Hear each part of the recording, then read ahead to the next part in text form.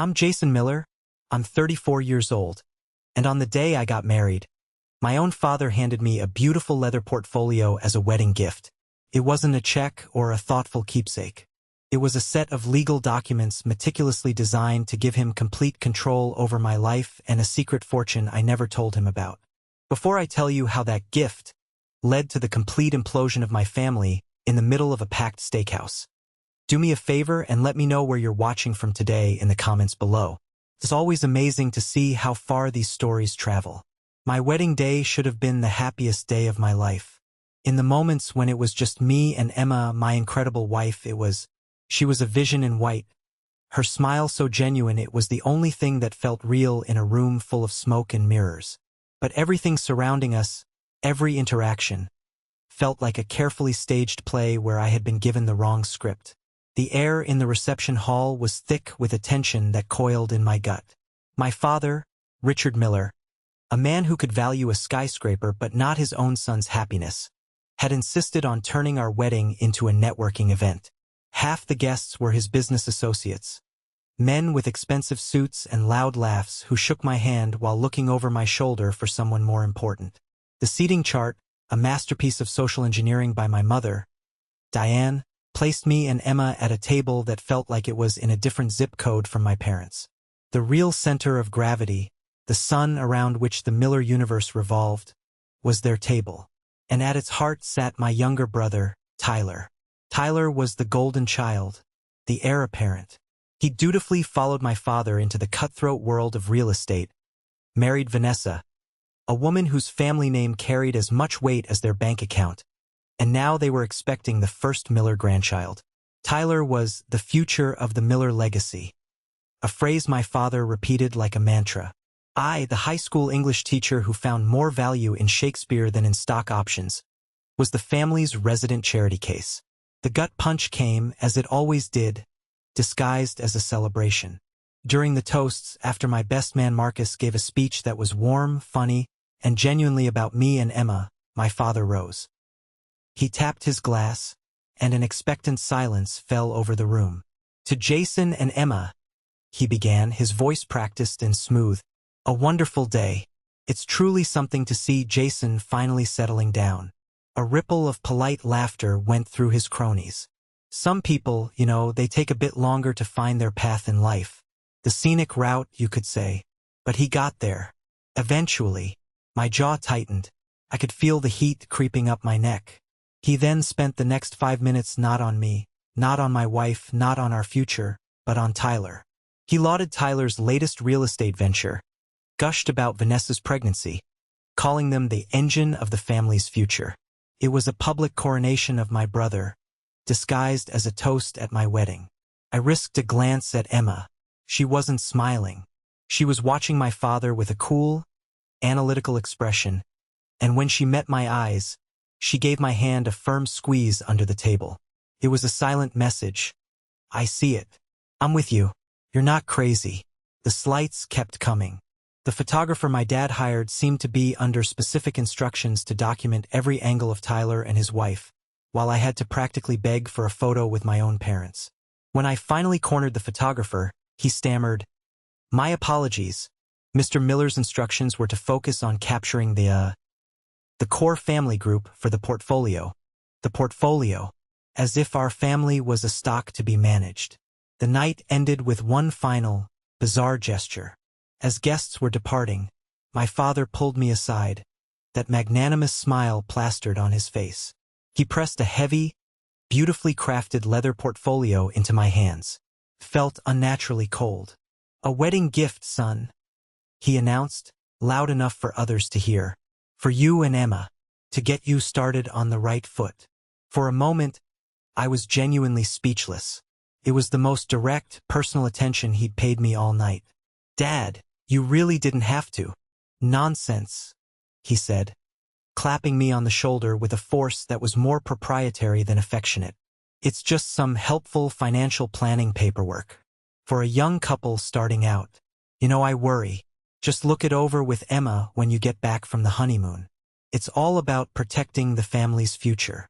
I held the portfolio, a chill running down my spine that had nothing to do with the night air. As he walked away, my Aunt Cynthia, my dad's sister and the family's quiet dissenter, caught my eye. Her expression was deeply troubled. She came over, wrapped me in a hug, and whispered, her voice barely audible, "Your grandmother Eleanor was always the smartest one in this family. She knew exactly what she was doing." The comment was so specific, so cryptic. It hung in the air long after she was gone. I didn't know it then, standing there in my tuxedo with my beautiful new wife by my side. But that portfolio wasn't a gift. It was a weapon. It was the opening move in a war for my future, my independence, and a secret $7 million inheritance my grandmother had left me. And Aunt Cynthia's words were the first clue that I wasn't the only one who knew a storm was coming. Mexico was an escape into a different reality. For 7 perfect days, the world shrank to the size of our little beachfront cabana. It was just me and Emma. We swam in water so blue it hurt your eyes, ate fresh fish from little stands on the beach, and talked for hours, our conversations weaving a tapestry of a future that felt entirely our own. We talked about the kind of parents we wanted to be, the slightly rundown house we'd one day buy and fix up ourselves, the silly traditions we would create. In that sun-drenched paradise, the oppressive weight of my family felt a million miles away. The cold leather portfolio stayed zipped in my suitcase, a bad dream I was determined to ignore. But reality has a way of catching up to you. The bubble burst the moment we stepped back into our small house in Portland. The air was different, the quiet was different. The real world, with all its complications, was waiting. We were unpacking, the scent of salt and sunscreen a fading memory, when Emma pulled the portfolio from my suitcase. She placed it on our bed, where it sat looking alien and ominous against our rumpled quilt. "So," she said, her voice light but with an undercurrent of caution, "what do you think is actually in the world's most suspicious wedding gift?" I tried for a casual shrug, but my shoulders felt tight. "Honestly, probably just a bunch of glossy brochures for investment funds he gets a kickback from. My dad doesn't know how to show affection, so he offers financial advice. It's his love language." Emma, however, wasn't so easily dismissive. She unzipped the portfolio with a decisive tug. The contents she spread on the bed were not brochures. It was a thick, professionally bound document, at least 50 pages long, complete with color-coded tabs and a dizzying number of signature lines. The cover page read, in an imposing, serious font, "Miller Family Estate and Financial Management Plan." "Wow," Emma breathed, her eyes widening. "This is a lot more than a pamphlet." She's a pediatric nurse, and her mind is trained to see patterns, to notice details, to understand that the fine print can be a matter of life and death. She started to flip through the pages, her expression growing more and more concerned. I, on the other hand, just felt a familiar wave of exhaustion. It was just another test, another power play. My father's way of reminding me that he was the patriarch, the one in charge. "Jason, you need to look at this," she said, her voice suddenly sharp. She tapped a finger on a page under a tab labeled Fiduciary Responsibilities. "This section here, Power of Attorney." I leaned over her shoulder, my eyes scanning the dense paragraphs of legalese. It was all there, couched in the language of protection and prudence. It would grant my father durable power of attorney over all my financial affairs.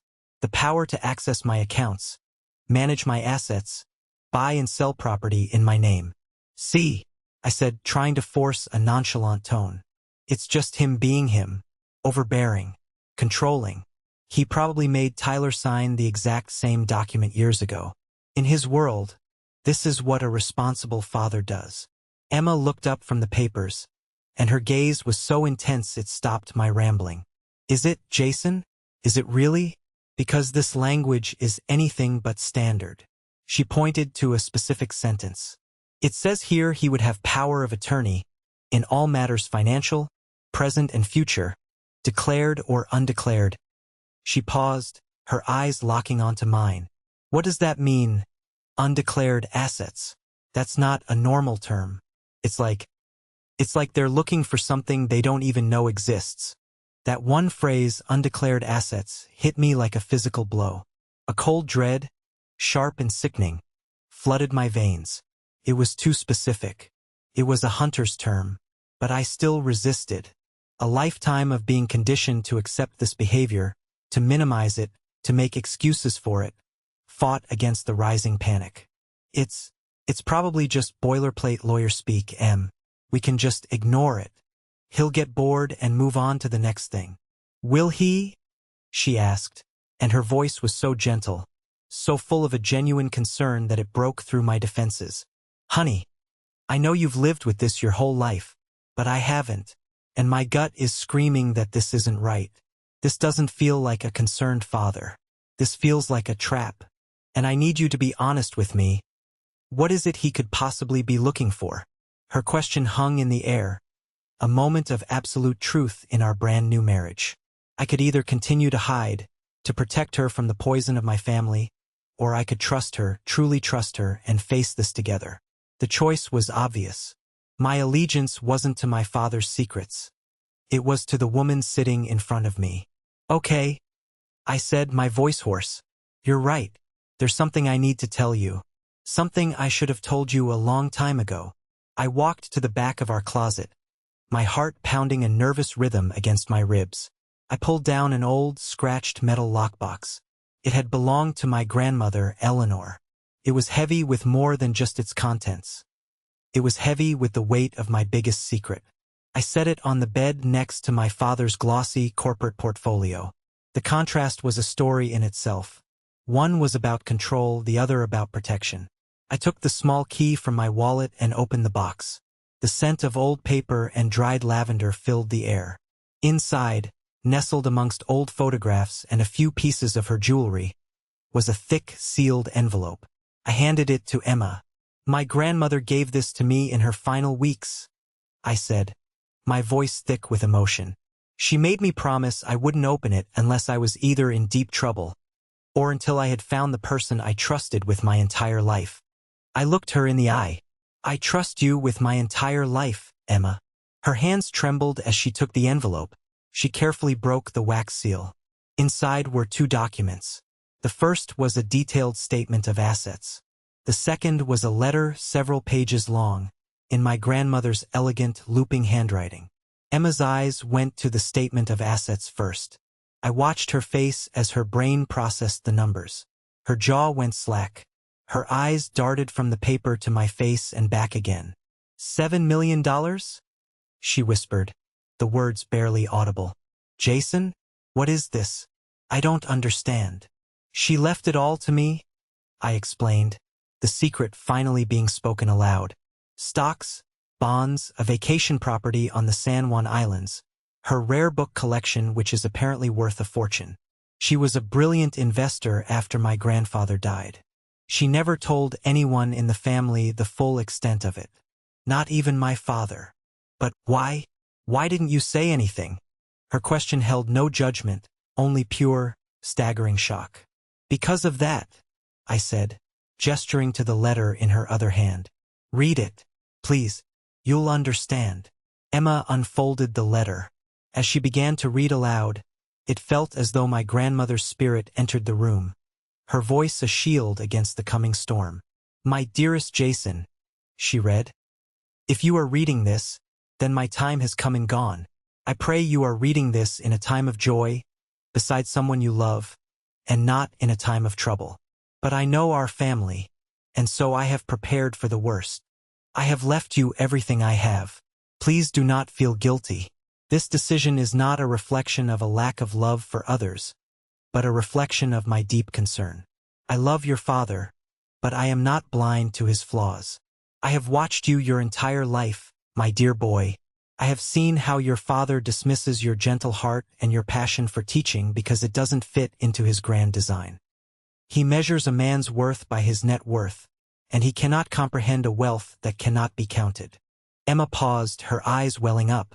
She looked at me, and I could only nod, my own throat tight with unshed tears. She continued, Money does not change people, Jason. It simply reveals who they have been all along. And I fear what the knowledge of this inheritance would reveal about your father. He would not see it as your security for the future. He would see it as his next acquisition. He would try to control it, to manage it, to absorb it into the Miller family empire he is so proud of. He would tell you it is for your own good, that you are not equipped to handle it. He would use love as a weapon and guilt as a cage. Emma's hand flew to her mouth. She looked from the handwritten letter to the professionally printed power of attorney documents. The pieces were no longer just clicking into place. They were forming a terrifying, complete picture. She read the final, chilling paragraph. This is for you alone, Jason. For you and for the family you choose to build on your own terms. That is my final wish. I have arranged everything with my dear friend and trusted attorney, Patricia Winters. Her contact information is at the bottom of this page. Trust her. She is a fortress. And please, I beg of you, never, ever sign any financial document your father gives you without speaking to Patricia first.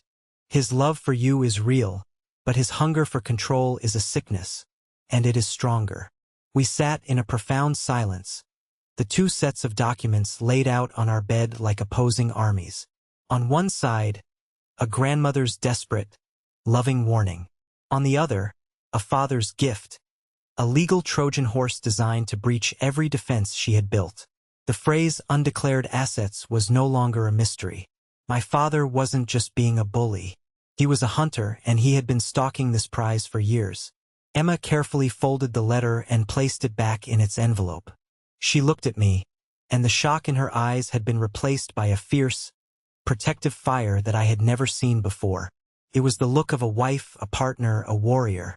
Okay, she said, her voice devoid of any doubt. So this isn't your problem to ignore anymore.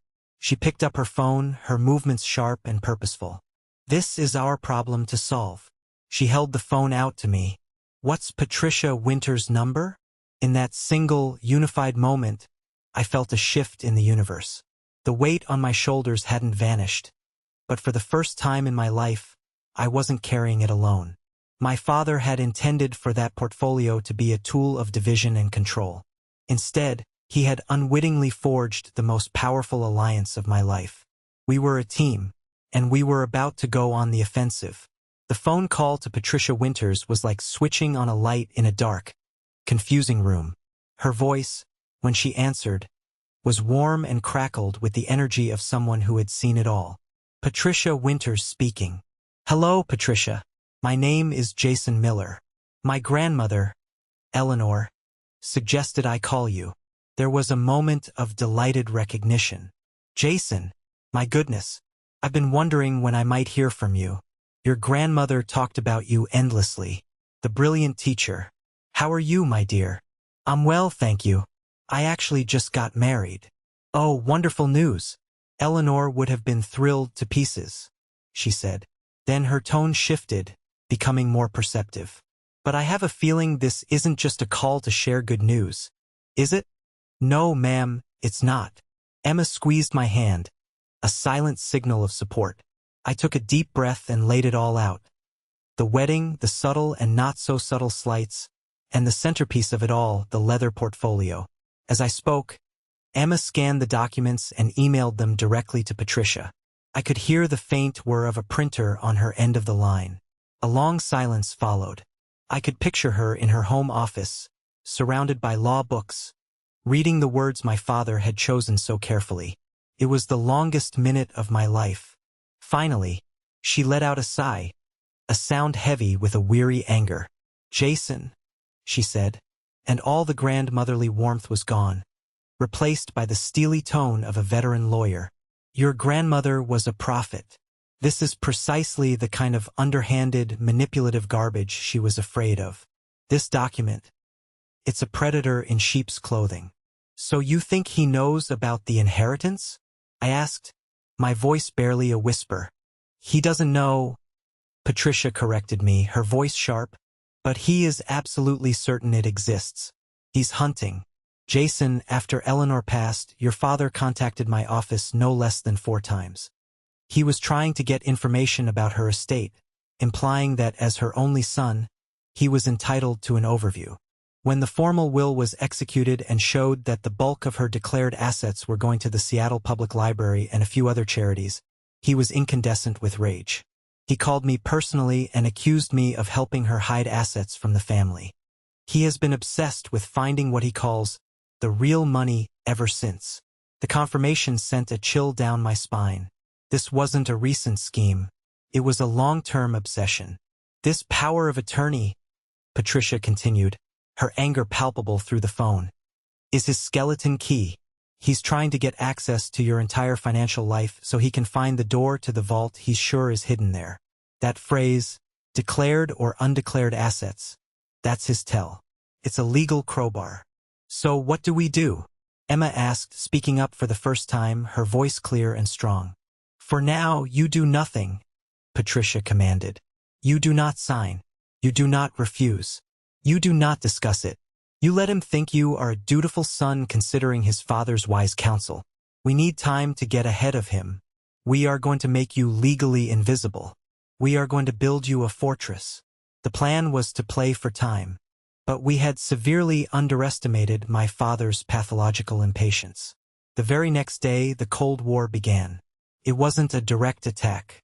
It was a psychological campaign of 1,000 cuts, each one designed to make me feel small, insecure, and desperate for his approval. The first call came while I was in the middle of a parent-teacher conference. My father, Jason, son, just checking in, he said, his voice dripping with synthetic concern. Had a scare today. My friend Bob slipped in the shower, just a silly accident. But his wife had a terrible time accessing their joint account to pay the hospital deposit. A real bureaucratic nightmare. It just got me thinking, about how crucial it is for a family to have these things streamlined.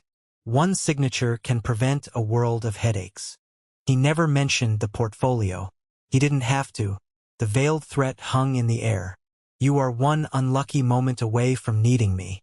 Sign the papers. I mumbled a non-committal response and hung up, my hand trembling with a mixture of fear and rage. It was so disgustingly manipulative. 2 days later, my mother took her turn. Jason, darling, she cooed, her voice as sweet as saccharin. I was just on the phone with Vanessa. Poor thing, she's so stressed. With the baby coming, and Tyler working so hard to provide them with the best of everything. It would be such a relief for her, for all of us, to know that the whole family is secure and stable. A rising tide lifts all boats, after all. The implication was clear. My financial independence was a source of stress for my pregnant sister-in-law. My desire for privacy was selfishly rocking the family boat.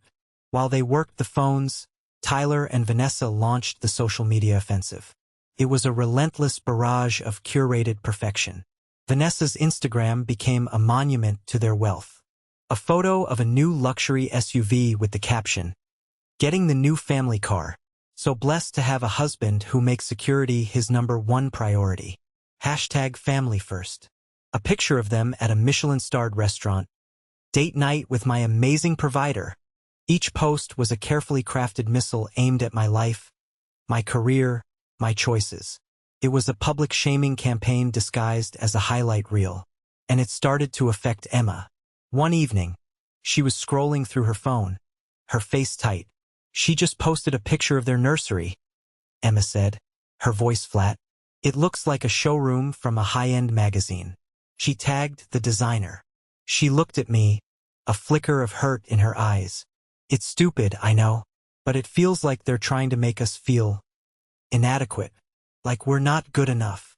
Pulled her into a hug. Hey, it's not stupid. It's exactly what they want you to feel. It's just noise. All of this, the calls, the posts, it's the sound of their desperation. They are pushing this hard because they are absolutely certain there's a prize to be won. She leaned into me, and I felt her resolve harden again. You're right. It's just a performance. Our next call with Patricia was a strategy session. We told her about the escalating pressure. This is classic narcissistic behavior, Patricia stated, her voice grim. They're trying to isolate you and create a sense of crisis. Okay, time for phase 2. No more waiting for them to make a move. We're going to build your fortress, and then we're going to send them a formal invitation to come and marvel at its impenetrable walls. The plan was audacious. It was terrifying. And it was absolutely brilliant. We weren't going to just defend. We were going to set a trap of our own, using their own arrogance and greed as the bait. The war of 1,000 cuts was about to end, and a single decisive battle was about to begin. The following 2 weeks felt like living in a spy movie. On the surface, our lives were completely normal. I went to school, graded essays on The Great Gatsby, and tried to explain the symbolism of the green light to teenagers more interested in their phones. Emma worked long shifts at the hospital, her calm demeanor a comforting presence for worried parents. But in the evenings, our small kitchen table transformed into a war room. Patricia Winters, our 70-something general, guided us with the precision of a seasoned field marshal. She walked us through the process of creating an ironclad, irrevocable trust. The name itself sounded like a suit of armor. "Think of it this way," she explained one evening, her voice crisp over the speakerphone. "Right now, the inheritance is in your name. It's your asset. If you sign that power of attorney, your father has a legal claim to manage it. But once we move every single stock, every property title, every last dollar into the Eleanor Miller Trust, those assets no longer belong to Jason Miller. They belong to the trust. The trust is a separate legal entity, like a corporation. You, Jason, will be the beneficiary, meaning you receive the benefits. I will be the trustee, the manager who is legally bound to act only in your best interest. Your father's power of attorney would be worthless. He'd be the king of an empty castle." The process was empowering. We weren't just hiding, we were building. Each document we signed, each form we had notarized, felt like laying another stone in the wall of our fortress.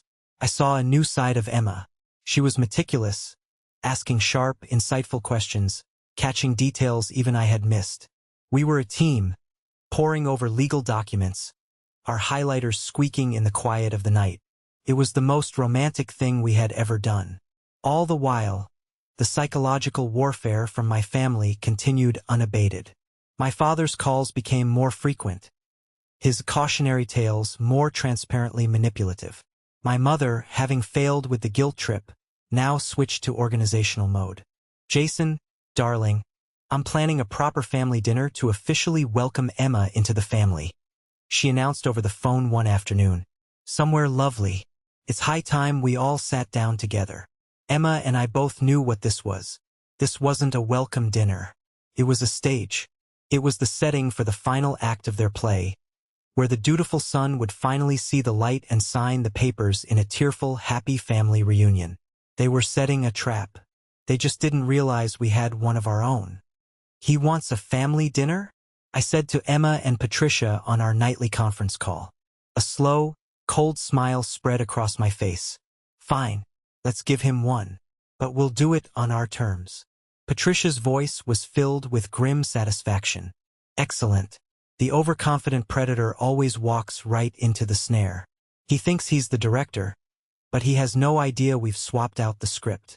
The final, audacious pieces of our counterplan slotted into place. The most difficult part fell to me.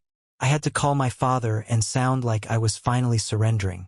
I rehearsed the conversation in my head a dozen times before dialing his number. My hand was slick with sweat as the phone rang.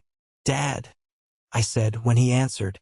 I let a note of weary resignation seep into my voice. "Hey, it's me, Jason. Everything all right?" Yeah. Listen, Emma and we've been talking a lot, and we've been looking over that portfolio you gave us." I paused, letting him savor the moment. I could almost hear him straighten his spine, a hunter sensing his prey was tiring. "Oh, really?" "Yeah. And, well, you were right. It's a lot to think about, and we're probably in over our heads." The words tasted like ash in my mouth, but I forced them out. "We'd like to talk it all over. What about that family dinner Mom mentioned? We can all get together. In fact, why don't I make a reservation for us? Next Saturday. Somewhere nice. My treat." It was the perfect bait. Me, the financially irresponsible teacher, offering to pay for a fancy dinner. It was a clear signal of capitulation. I was being a mature adult. I was falling in line. "That's a fantastic idea, son," he said, the false warmth gushing through the phone. "I'm proud of you. That's a very responsible decision." I'll let your mother know. We'll see you Saturday. I hung up, my heart hammering against my ribs. The trap was set. The bait was taken. There was one last call to make. This one was for my heart, not for the plan. I dialed my Aunt Cynthia. She had been the only one to offer a cryptic word of support, the only one who had ever looked at me with something other than disappointment or pity. Aunt Cynthia, I began, my voice lower, more honest. I need to ask you for a huge favor, and you have every right in the world to say no. I told her everything, the full story, the inheritance, the documents, the relentless pressure, and the counterplan for the dinner on Saturday. I didn't hold back. I laid my strategy and my fear bare. I'm not asking you to fight for me, I said, my voice thick with an emotion I couldn't name. I would never ask you to put yourself in the middle of a war with your own brother. I can't stand the idea of being in that room alone with them.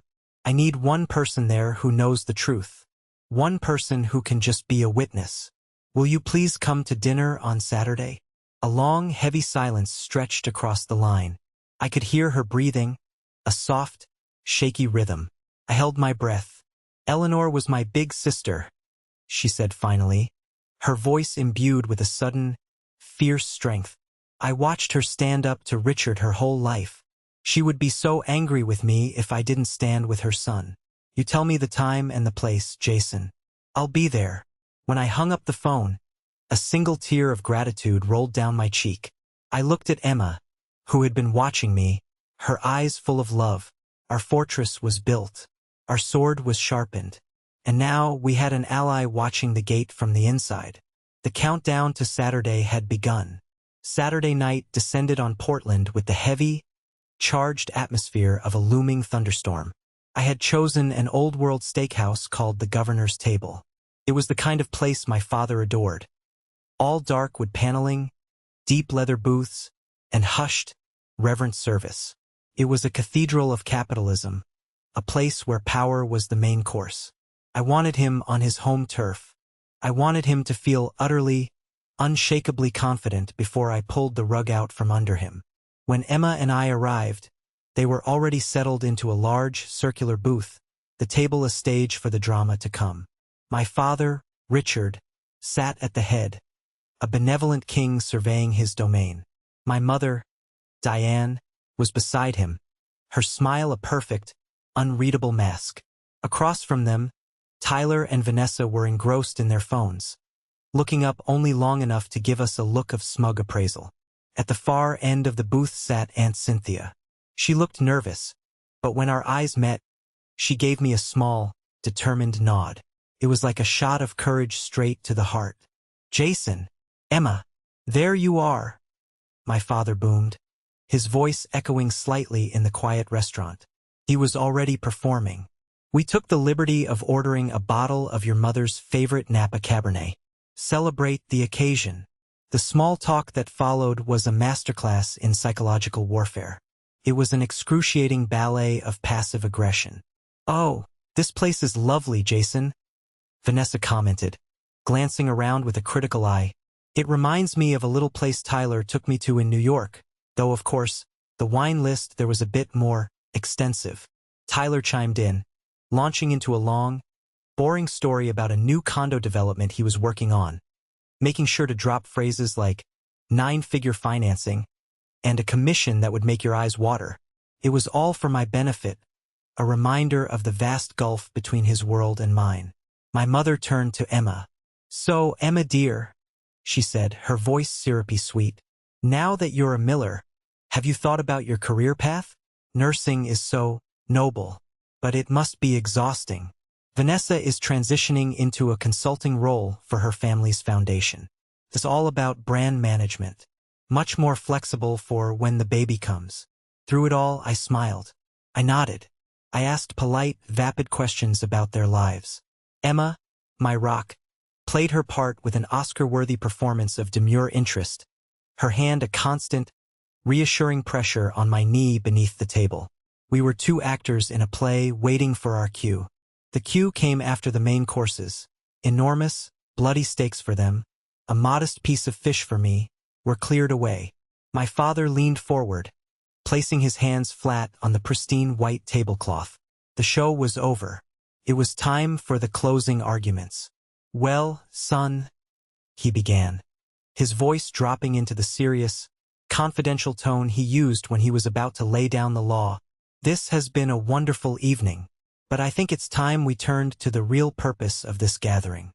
He looked around the table, a proud general addressing his loyal troops. "Your mother and I and Tyler and Vanessa, we are all just so pleased that you and Emma are finally taking your future as seriously as we do."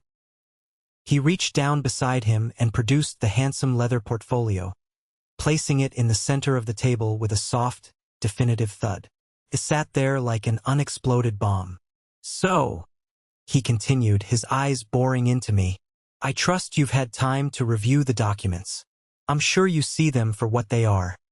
A gesture of love and a practical necessity. Are you ready to sign and officially bring your finances under the protection of the family plan?" The silence in the booth was absolute. It felt like the entire restaurant was holding its breath. Tyler was smirking, already tasting victory. My mother was beaming, her face a mask of maternal pride. They thought they had me. They thought their campaign of 1,000 cuts had worked. They believed I had finally been broken. I took a slow, deliberate sip of water. I let the silence stretch, twisting the tension in the air until it was almost unbearable. Then, I carefully placed my glass back on the table, met my father's expectant gaze, and smiled. "Thank you for your concern, Dad," I said, my voice perfectly level, utterly calm. "I really do appreciate the gesture. But it won't be necessary." The confident smile on my father's face froze, then began to crack at the edges. What do you mean, it won't be necessary?" "I mean," I said, as I reached into the inside pocket of my own sport coat, "that Emma and I have already made our own arrangements for our financial future." I pulled out a single, neatly folded document. Not a 50-page behemoth bound in leather. Just one piece of paper. I unfolded it and placed it on the table directly on top of his portfolio. The simple, elegant letterhead of Patricia Winter's law firm was at the top. My father picked it up, his expression shifting from confidence to confusion. I watched his eyes scan the single paragraph on the page. I watched the exact moment the name registered in his brain, the words forming on his lips in a disbelieving whisper. "The Eleanor Miller Trust." He looked up at me, his eyes wide with a confusion that was rapidly souring into suspicion. "What is this? What assets? What in God's name are you talking about?" "I'm talking about Grandma Eleanor's legacy," I said, and my voice didn't waver. It was clear and strong. "The one she saw fit to entrust to me, and the one I have now, with the help of her attorney, placed into a legally binding, irrevocable trust. A trust that ensures her wishes will be honored. A trust that protects her legacy from anyone, and I mean anyone, who might try to control or mismanage it." The color drained from my father's face. It happened so fast it was like watching a film in reverse. The blood simply vanished, leaving behind a pasty, gray mask of shock. He understood. In that single, horrifying instant, he understood it all. The years he'd spent hunting a ghost were over. The prize he was seconds away from seizing had vaporized into a legal mist he could never penetrate. There was no anger yet, just the pure, blank-eyed shock of a master manipulator who has just been completely and utterly outmaneuvered. Tyler, ever the loyal lieutenant, broke the stunned silence. "What are you talking about? What money?" "Grandma left her money to a bunch of charities. We all saw the will." "Did you?" I asked, turning my gaze to him. "Or is that just what you were told to believe?" And that was the cue for the day's final surprise. Aunt Cynthia spoke, her voice quiet but ringing with a clarity that cut through the tension like a bell. "Stop it, Richard," she said, looking directly at her brother, her hands trembling slightly but her eyes firm. "For once in your life, just stop."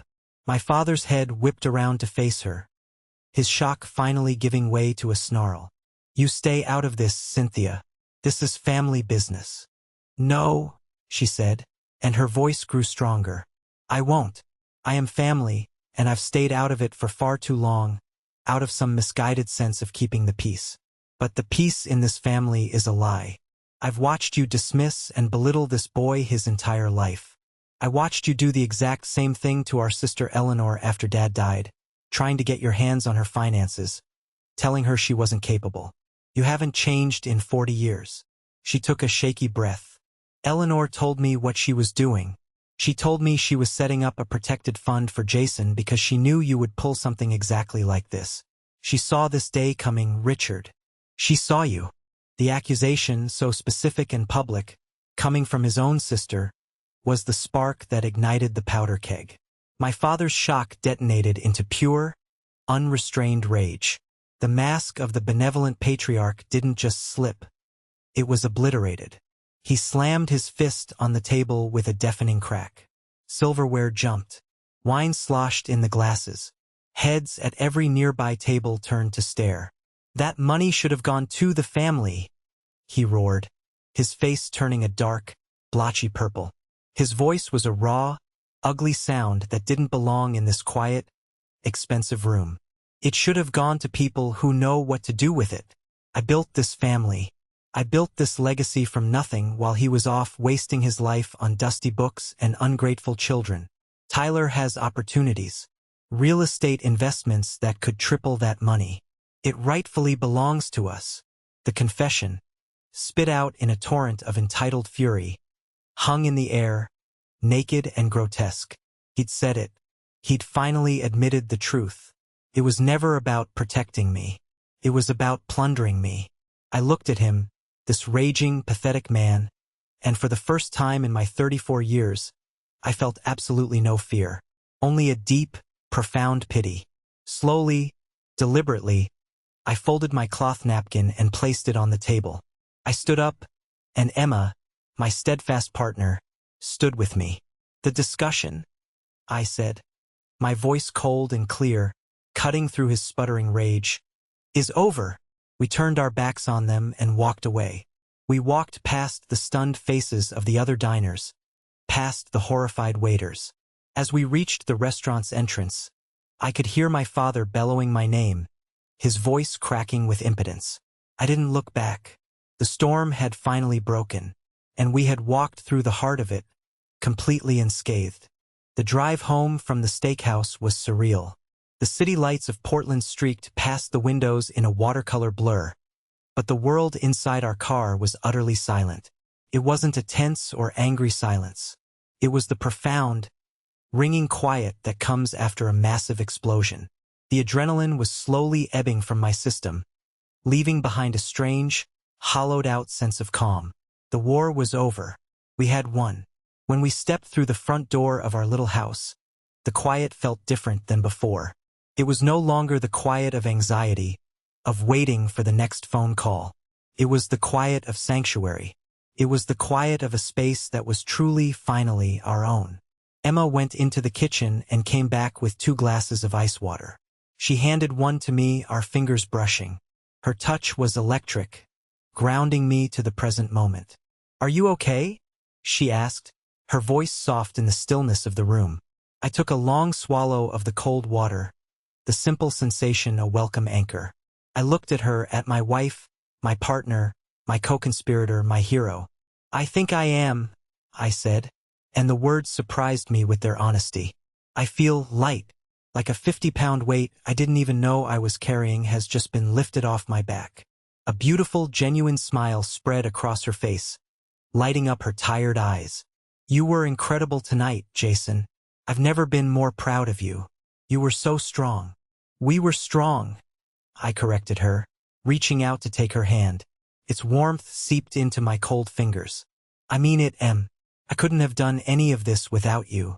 Back when you first looked at those papers, when you pointed out that undeclared assets clause, that was the moment everything changed.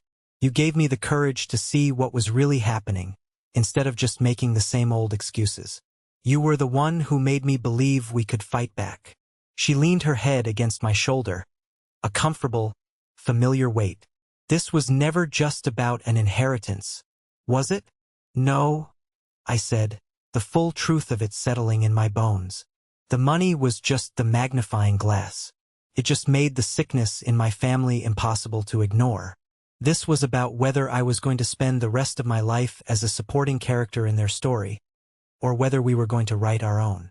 I looked around our cozy, slightly cluttered living room, at the worn-out armchair we'd found at a thrift store, at the goofy photos of our friends taped to the fridge, at the stack of books threatening to spill off the coffee table. I choose this. I choose us.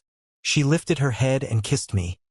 A kiss that was deep and full of a month's worth of unspoken fear and a night's worth of triumphant relief. Me too, she whispered against my lips. And for the record, it's not your inheritance anymore. It's our future, and we protected it tonight.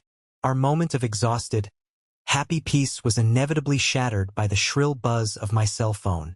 I glanced at the screen. A text from my mother. Of course. With a deep sigh, I opened it and read it aloud to Emma. Jason, I have never been more disappointed and embarrassed in my entire life. The scene you created was disgusting.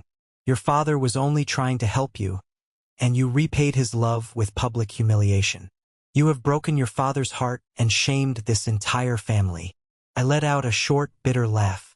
Not a single word of apology. Not a flicker of introspection. Just a torrent of manipulative guilt, poured on like gasoline to try and start a new fire. Broken his heart? Or his access to a $7 million slush fund? Emma shook her head, her expression one of weary disgust. Don't even reply. Just delete it. I did, the small act of swiping my thumb across the screen feeling like a final, definitive act of defiance. An hour later, as we were getting ready for bed, my phone rang again. An unknown number. I almost ignored it, but something made me answer. Hello. Jason, it's me. Uncle Greg. His voice was thin and reedy, laced with a pathetic, watery shame. Listen, oh God, Jason, I'm so sorry about tonight. About all of it. Okay, I said, my voice flat. I didn't have the energy for anger, only a vast, tired emptiness. You have to understand, he stammered, the words tumbling over each other in a desperate rush. Richard, he has his hooks in everyone.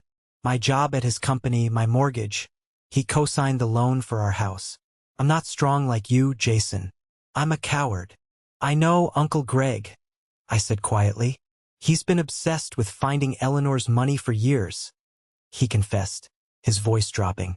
Ever since she sold her old house. He was convinced she'd socked it away somewhere, and he was furious she hadn't given it to him to invest.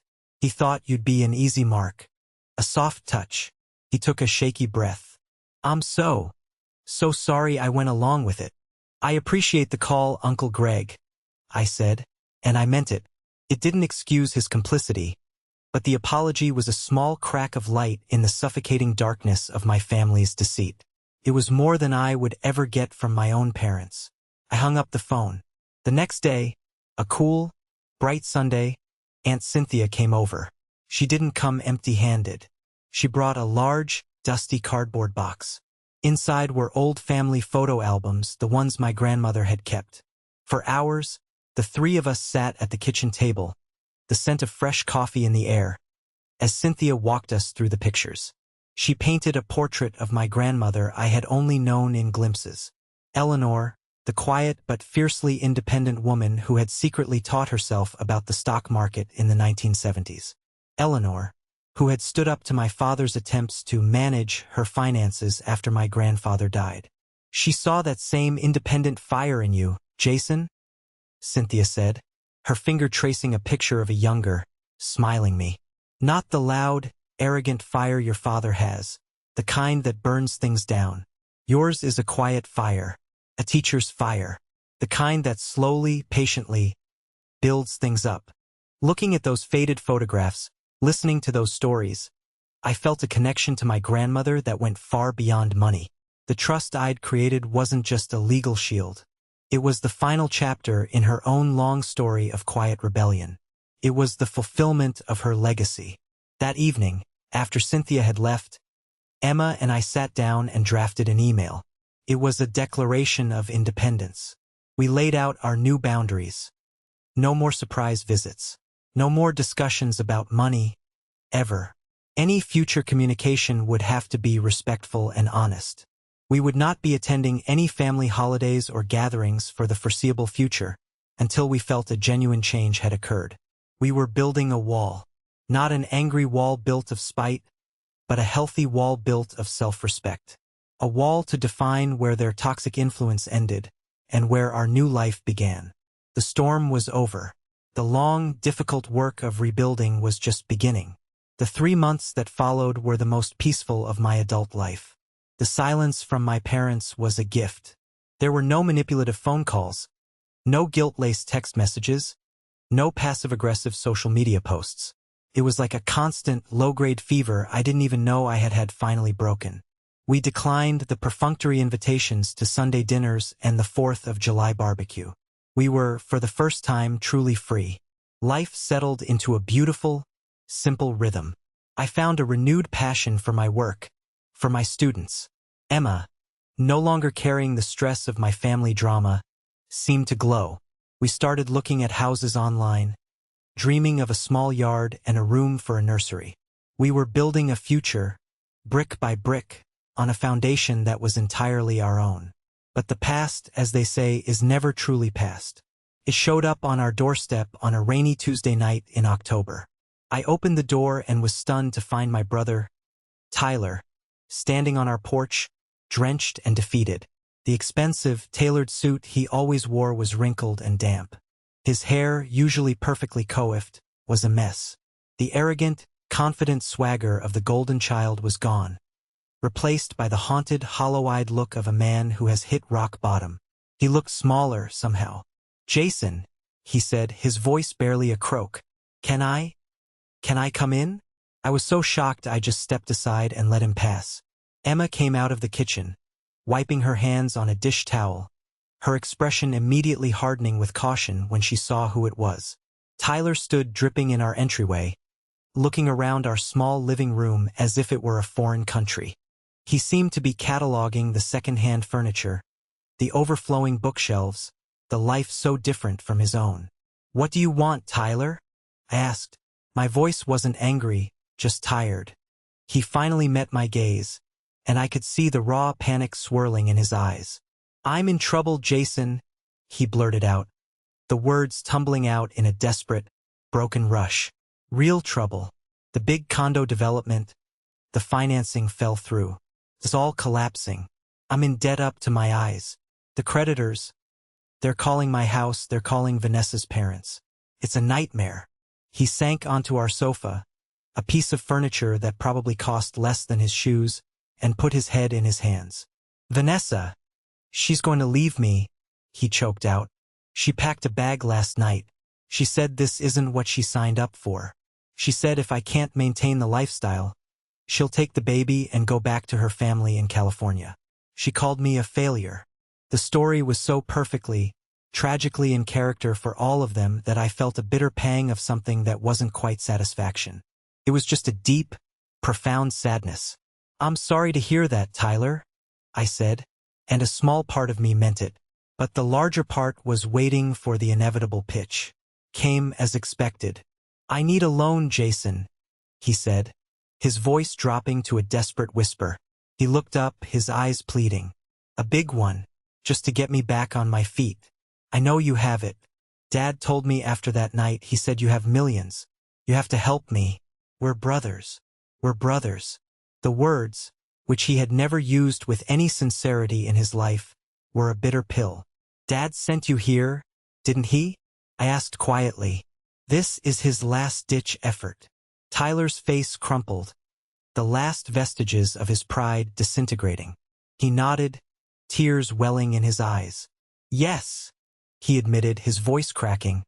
"He said it was my only shot. This whole thing.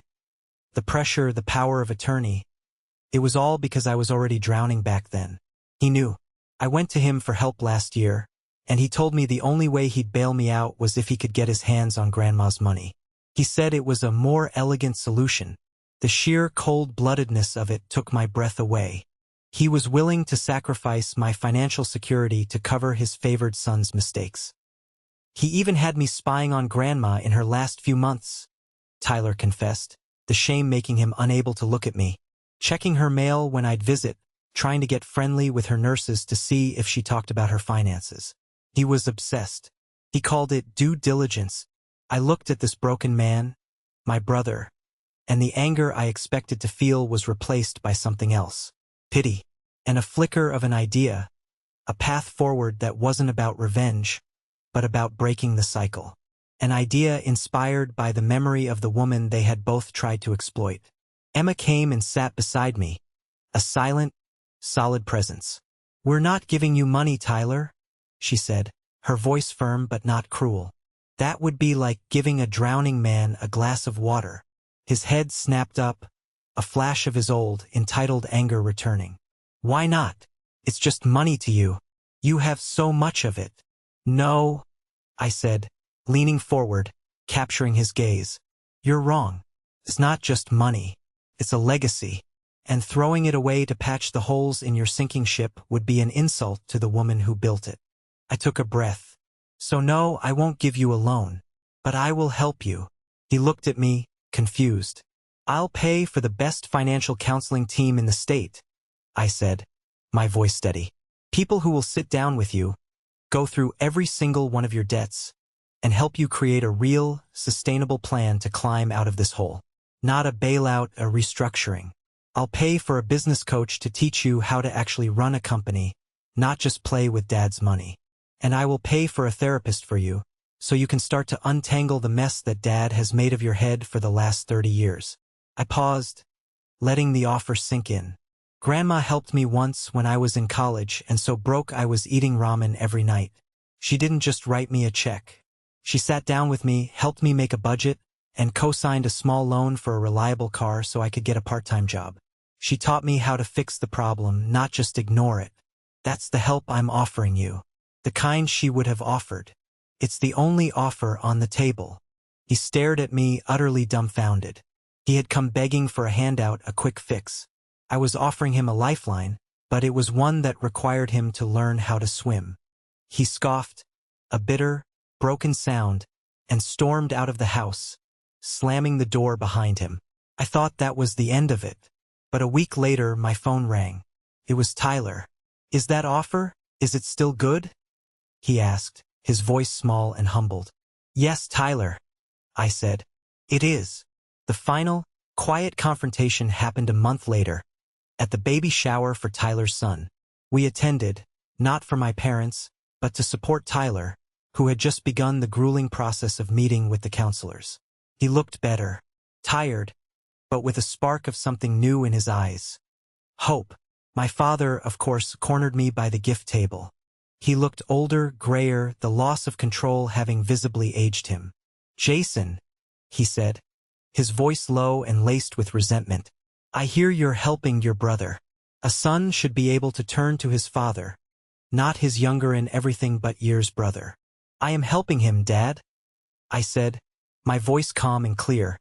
"That money," he hissed. "Your grandmother would have wanted it to keep this family strong, not to pay for shrinks and accountants." I looked him straight in the eye, and all the years of fear and intimidation were gone, burned away in the fire of the last few months. "You have no idea what Grandma would have wanted," I said, my voice quiet but carrying an undeniable weight. People nearby paused their conversations to listen. "I am helping my family. I'm helping my brother learn the value of independence, something you never taught him because his dependence served you. I'm helping him get out from under the crushing weight of your expectations." I took a small step closer. "So let me be perfectly clear. You will stop. You will treat me, you will treat my wife, and you will treat your son with respect. Or you will not see any of us, including your new grandson, again. The choice is yours." I turned my back on his stunned, speechless face and walked over to join Emma and Tyler. The cycle was broken. The foundation for something new, something healthier, had finally been laid. The seasons turned. Fall bled into a damp Portland winter, then gave way to the tentative green shoots of spring. The silence from my parents held a vast, quiet space that allowed for new things to grow. And they did. Tyler, remarkably, was sticking with the plan. He was working harder than he ever had in his life, not to build an empire, but to salvage his life. He was selling off the luxury cars and the gaudy watches. He and Vanessa downsized to a small, rented apartment. She hadn't left him. Seeing him genuinely try to be a better man had, against all odds, rekindled something between them. He and I started talking, really talking, for the first time since we were kids. We talked about how much pressure we'd both been under in different ways. We were slowly, cautiously becoming brothers. And Emma and we were happier than I had ever thought possible. We used a significant portion of the inheritance for two specific purposes. The first was the creation of the Eleanor Miller Scholarship Fund, a perpetual grant for underprivileged students in Oregon who wanted to become teachers. It felt like the most fitting tribute to my grandmother's quiet wisdom and my own life's passion. We attended the first awards ceremony, and listening to the recipient, a brilliant young woman from a poor rural town, talk about her dreams was 1,000 times more satisfying than buying a new car. The second was a house. Not a sprawling McMansion like the one I grew up in, but a beautiful old craftsman home in a quiet neighborhood, with a big, gnarled oak tree in the backyard and enough room for a garden. A place that felt like home from the moment we walked in. A place to build our own memories, our own traditions. A place to raise a family. One bright Saturday afternoon in May, we were in what would become the nursery. The room was empty except for a few cans of paint and a ladder. We were painting the walls a soft, hopeful yellow. Sunlight streamed through the large window, illuminating the dust motes dancing in the air. The house was peaceful, filled with the smell of fresh paint and the boundless promise of the future. I had brought the small metal lockbox from our old apartment, wanting to find a permanent place for it. I decided to put a few of my grandmother's most cherished books on a built-in shelf in the nursery.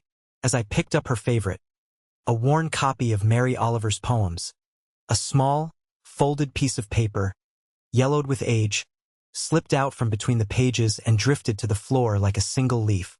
I bent down and picked it up. It was another note in her familiar, elegant script. My heart skipped a beat, but as I unfolded it, I saw this one wasn't a warning. It was a benediction. It read, "My dearest Jason, if you are reading this, I hope it is many years from now. I hope your life is full. I want to tell you a final secret. The money is not the inheritance. The money is just a tool.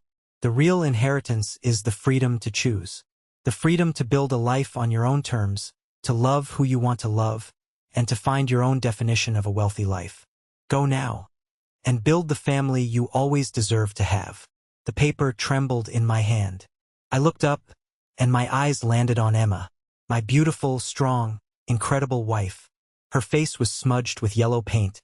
Her hair was tied up in a messy bun, and she was humming softly to herself as she carefully painted a small, cheerful sun on the wall above where the crib would go.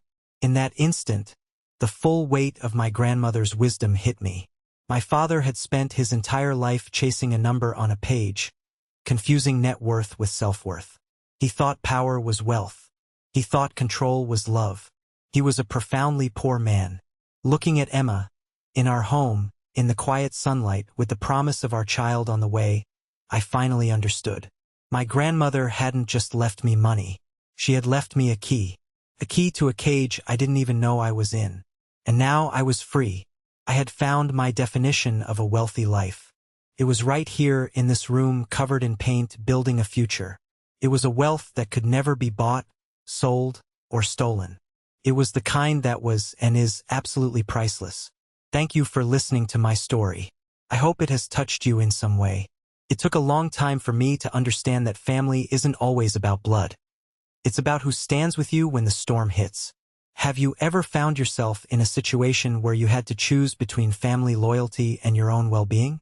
Share your story in the comments below. I read every one. And please, don't forget to like this video and subscribe to the channel so you don't miss what's coming next.